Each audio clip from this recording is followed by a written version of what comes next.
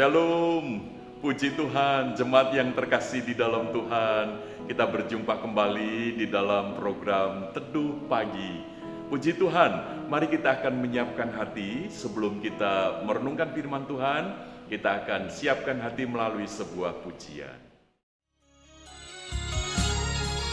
Kusiapkan hatiku Tuhan untuk dengar firman-Mu saat ini.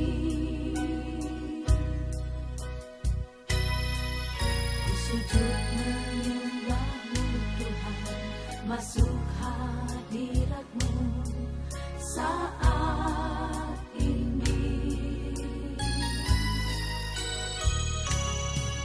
Curahkan urapan-Mu Tuhan bagi jemaat-Mu saat ini. Ku siapkan hatiku Tuhan untuk dengar firman-Mu.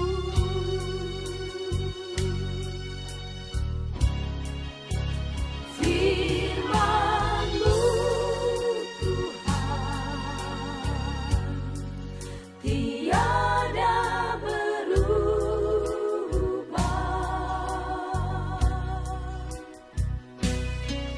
Dahulu, sekarang, selama-lamanya tiada berubah.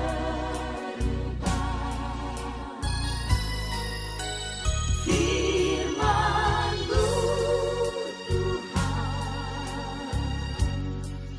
penolong hidupku.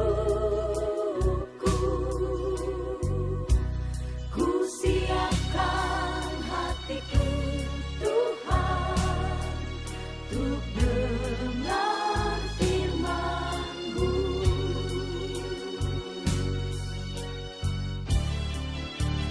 Firman-Mu Tuhan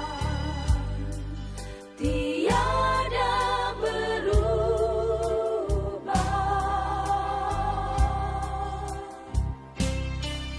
Dahulu, sekarang, selama-lamanya tiada berubah. Firman-Mu Tuhan penolong hidupku. Ku siapkan hatiku Tuhan untuk dengar firman-Mu.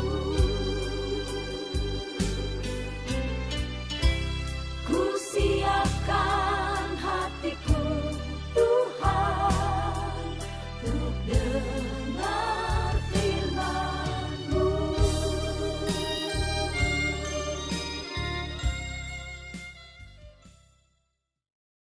Puji Tuhan, jemaat yang terkasih di dalam Tuhan, mari kita akan masuk di dalam doa.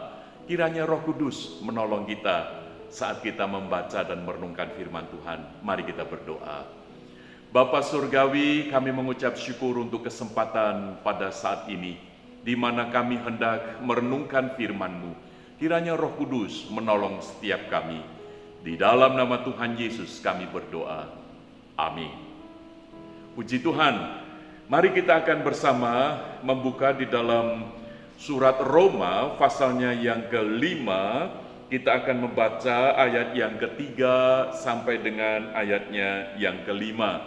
Surat Roma pasal yang kelima, ayat yang ketiga sampai dengan yang kelima. Saya membacakan bagi jemaat sekalian demikian.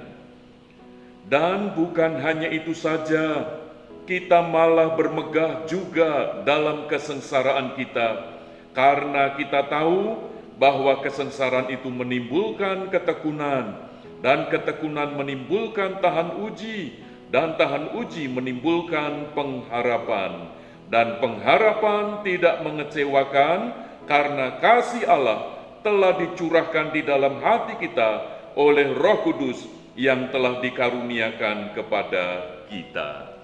Demikian firman Tuhan. Jemaat yang terkasih di dalam Tuhan, ada seorang pemimpin proyek di sebuah gedung yang cukup tinggi, dan ketika dia menyaksikan ada sebatang besi yang cukup besar, itu posisinya sudah hampir jatuh. Maka dia memikirkan banyak para pekerja yang ada di bawah sana yang dalam kondisi bahaya. Lalu bagaimana cara dia mengingatkan supaya para pekerja itu menghindar, supaya tidak kejatuhan besi yang sangat mematikan itu. Lalu pemimpin proyek ini berteriak, "Minggir, minggir, ada besi yang akan jatuh." Tapi mereka tidak mendengar. Lalu pemimpin proyek ini mencoba dengan cara lain, yaitu dengan cara dia memberikan atau menyebarkan uang yang dia miliki. Dan ketika itu dilakukan, tidak ada seorang pun yang melihat ke atas. Mereka, para pekerja itu sibuk mengambil uang yang ditaburkan tadi. Lalu si pemimpin proyek ini bingung, caranya bagaimana ini supaya mereka terhindar dari musibah besi yang akan jatuh itu. Lalu pemimpin proyek ini mengambil batu-batu kerikil itu, lalu dijatuhkan ke bawah, lalu mengenai para pekerja itu. Baru disitulah para pekerja ini melihat ke atas, ada apa ini? Lalu pada saat itulah pemimpin proyek memberitahu, awas ada besi yang besar yang akan jatuh, maka itu minggir. Dari saat itulah para pekerja itu lalu menyelamatkan diri dan besi itu betul jatuh, tetapi tidak ada korban. Jemaat yang terkasih, ini memberikan sebuah gambaran bahwa di dalam hidup kita kadang Tuhan mengizinkan pergumulan, persoalan, kesulitan, bahkan penderitaan itu terjadi supaya pengharapan kita ini teruji, iman kita ini semakin diteguhkan, dimurnikan. Tema yang kita renungkan dari firman Tuhan yang kita baca adalah pengharapan yang teruji. Maka itu Rasul Paulus menuliskan surat kepada jemaat di Roma ini, karena pada saat itu jemaat yang ada di kota Roma, imannya sedang mengalami satu ujian, di mana mereka yang dulunya percaya kepada para dewa, lalu sekarang percaya kepada Kristus, lalu menghadapi atau mengalami aniaya, mereka mengalami penderitaan. Mereka bertanya-tanya, dulu waktu masih percaya kepada para dewa, tidak pernah mengalami kesulitan. Ketika mereka menyembah dewa, oh rezeki diturunkan. Tetapi sekarang setelah percaya kepada Kristus, mengikut Kristus, kok justru mengalami penderitaan. Nah, untuk itulah Rasul Paulus menegaskan bahwa pengharapan di dalam Kristus akan mengalami ujian, supaya pengharapan itu dimurnikan. Maka itu Rasul Paulus menegaskan, dan bukan hanya itu saja, kita malah bermegah juga dalam kesengsaraan kita. Mengapa harus bermegah di dalam kesengsaraan? Karena melalui kesengsaraan itu, yang pertama, Rasul Paulus ingin menegaskan bahwa ada pengalaman-pengalaman ilahi. Jadi mengapa pengharapan harus mengalami ujian? Supaya ada pengalaman ilahi, artinya divine experience itu terjadi, di mana seseorang yang mengalami aniaya, yang mengalami penderitaan, itu bisa semakin bergantung kepada Tuhan. Dan itulah yang dimaksud pengharapan yang teruji.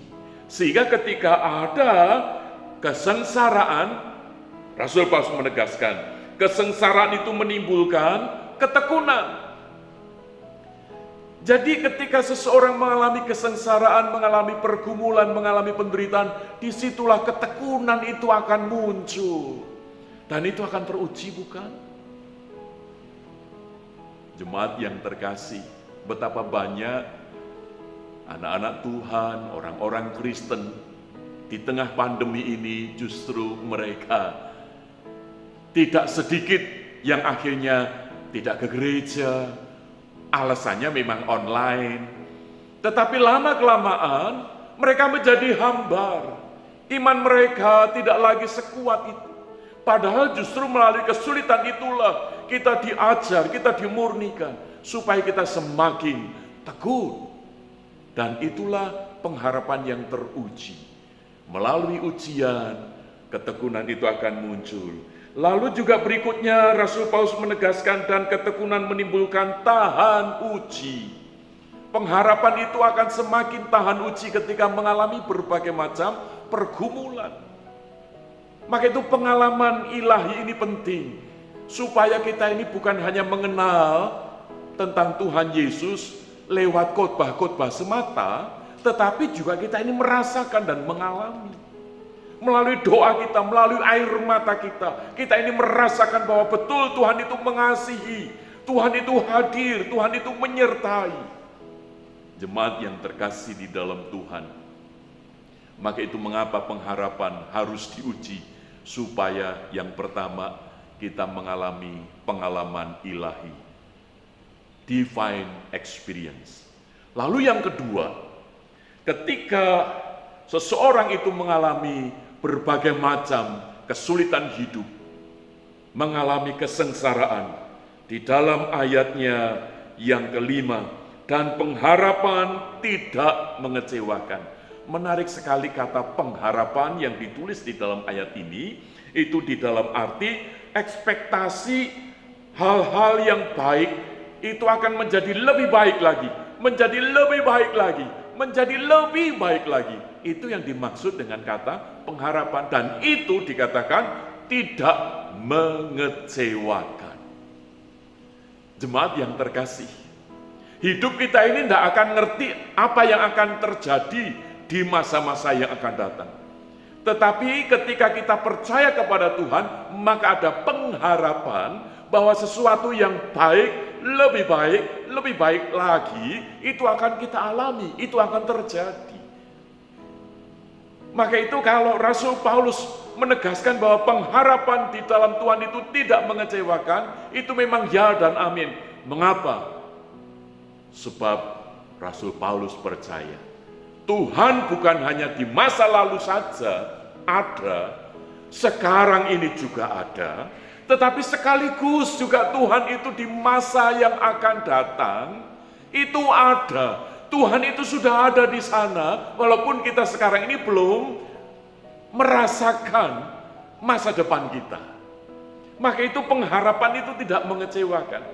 Di dalam iman kita, pengharapan yang dikatakan dalam arti ekspektasi hal yang baik, lebih baik itu akan menjadi kenyataan. Maka harus diuji pengharapan kita ini, supaya yang baik itu terus muncul di dalam kehidupan kita tentang Tuhan. Maka itu Rasul Paulus menegaskan, karena kasih Allah telah dicurahkan dalam hati kita oleh Roh Kudus.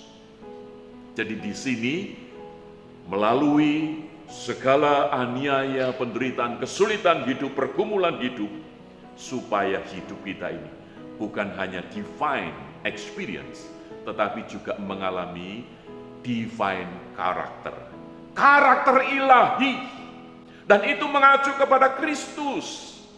Bukankah Kristus ketika datang ke dalam dunia, Allah yang menjelma menjadi manusia adalah Allah yang memiliki karakter rendah hati. Dan di dalam Kristus itulah seharusnya kita sebagai orang-orang percaya yang disebut sebagai orang Kristen itu memiliki karakter Kristus yang rendah hati. Sehingga disitulah kemuliaan Tuhan dinyatakan. Hidup kita akan dipakai menjadi alat kemuliaan Tuhan. Salah satu contoh adalah Fanny J. Crosby. Dia seorang wanita yang mengalami kebutaan sejak kecil karena kekeliruan atau kesalahan diagnosis dokter. Tetapi di tengah kebutaannya, justru dia mengalami kuasa Tuhan, anugerah Tuhan, di mana dia dalam kebutaannya bisa menuliskan lagu-lagu yang sekarang ini tetap menjadi berkat bagi banyak orang. Salah satunya adalah ku berbahagia, yakin teguh, Yesus abadi kepunyaanku. Jemaat yang terkasih, Fanny J. Crosby pernah berdoa, Tuhan, sembuhkan mataku, supaya aku bisa melihat, aku mau melayani Engkau. Tetapi justru Tuhan tidak menyembuhkan. Tuhan seakan-akan membiarkan penderitaan dialami oleh Fanny J. Crosby. Tetapi justru disitulah pengharapan Fanny J. Crosby teruji. Sehingga dia bisa menuliskan lagu yang sangat indah. Bagaimana mungkin bisa berbahagia ketika mengalami kondisi yang sulit, tetapi oleh Roh Kudus yang ada di dalam Fanny J. Crosby, karakter daripada ilahi itu, karakter Kristus itu semakin muncul. Sehingga hidup setiap orang yang percaya kepada Kristus itu tidak ditentukan oleh keadaan, tetapi ditentukan oleh Tuhan yang melampaui segala keadaan. Maka biarlah pada saat ini, siapapun kita, ketika mengalami berbagai aniaya, berbagai macam kesulitan, pergumulan hidup, kita berderai air mata, percayalah bahwa sebenarnya di balik semuanya itu pengharapan kita sedang diuji. Tetapi percayalah bahwa pengharapan kita tidak mengecewakan di dalam Kristus. Tuhan Yesus memberkati. Amin. Mari kita berdoa untuk firman Tuhan ini. Bapa Surgawi, tolonglah kami. Kami bukan hanya merenungkan firman, tetapi kami juga melakukan firman dalam hidup kami. Kami rindu di tengah segala pergumulan hidup kami tetap memiliki pengharapan. Dan firman Tuhan katakan pengharapan kami di dalam Engkau tidak mengecewakan. Supaya hidup kami mengalami pengalaman-pengalaman ilahi. Dan kami juga bisa memiliki karakter ilahi di dalam kehidupan kami. Terima kasih untuk firman-Mu. Di dalam nama Tuhan Yesus kami berdoa. Amin.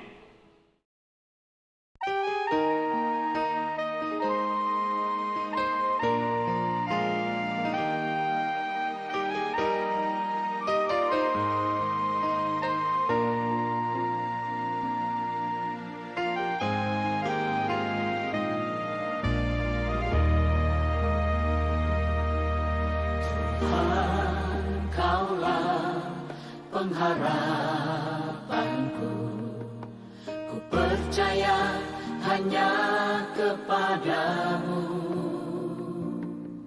Yesus, Kaulah perlindunganku, Engkau yang selalu ku puji.